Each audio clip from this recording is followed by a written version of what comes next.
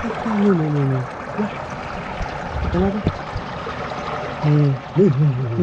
ngư.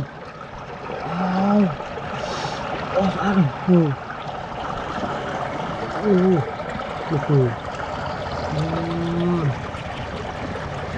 Ăn đây mùi nhiều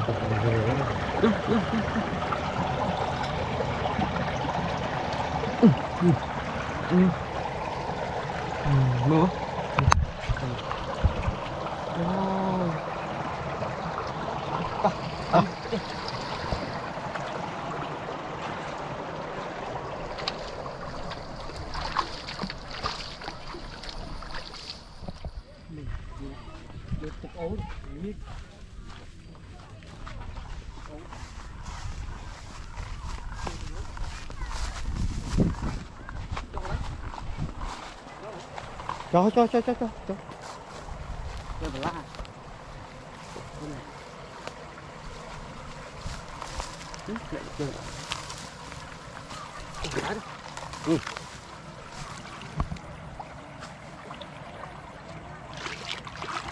Điên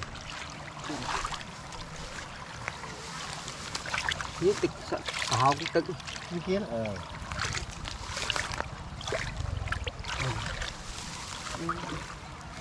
hồng cho đáng rồi như cho đáng cho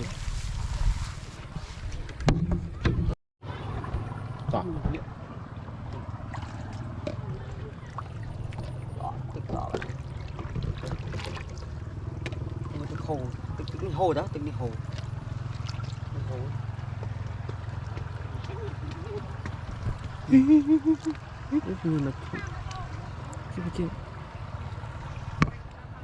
ui này nguyên mét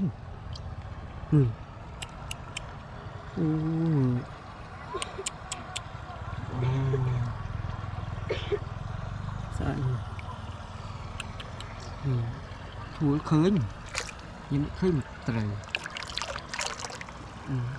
sao vậy lộc lơ tắc kim kim con trời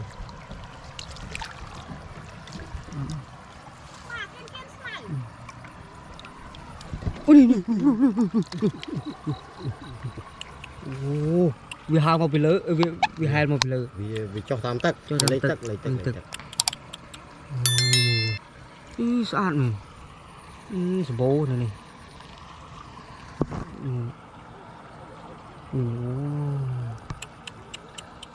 sò thế này mô của mấy này đây rõ một cái sò này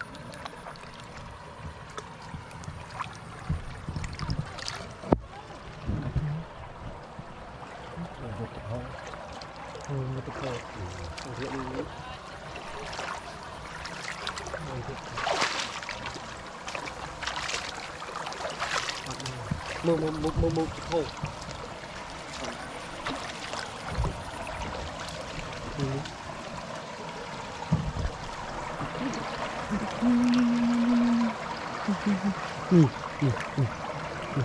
mình cái lệ cái này chúng tôi chọn nó nhìn thành thuyền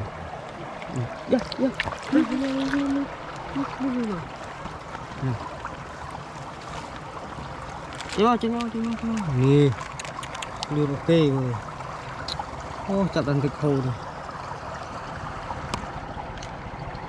đến bên đây cái gì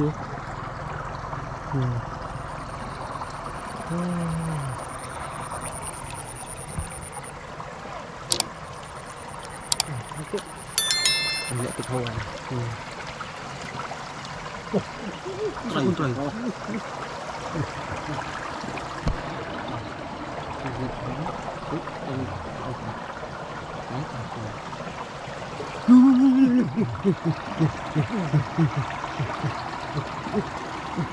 kêu sẵn chặt cái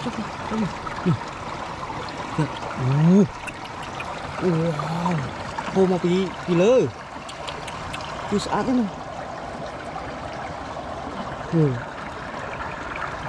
Oh, bukiu.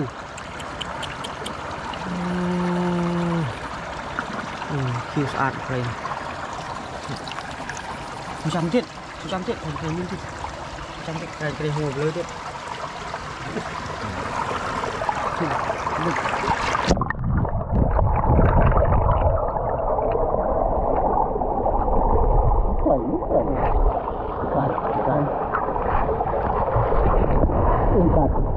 Không chừng mắt đấy chừng mắt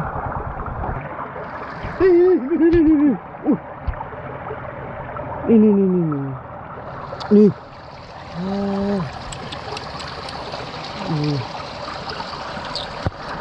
số bạn này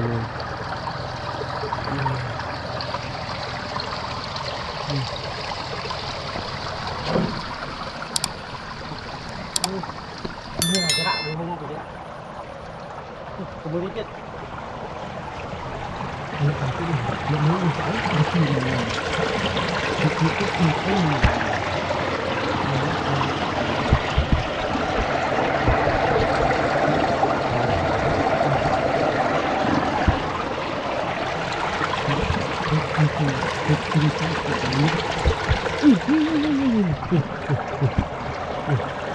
Bám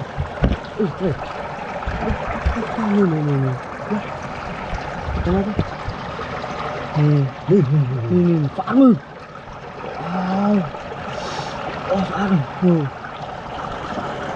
phá ngư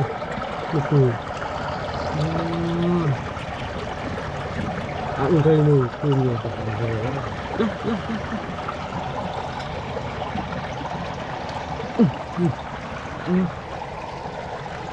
nó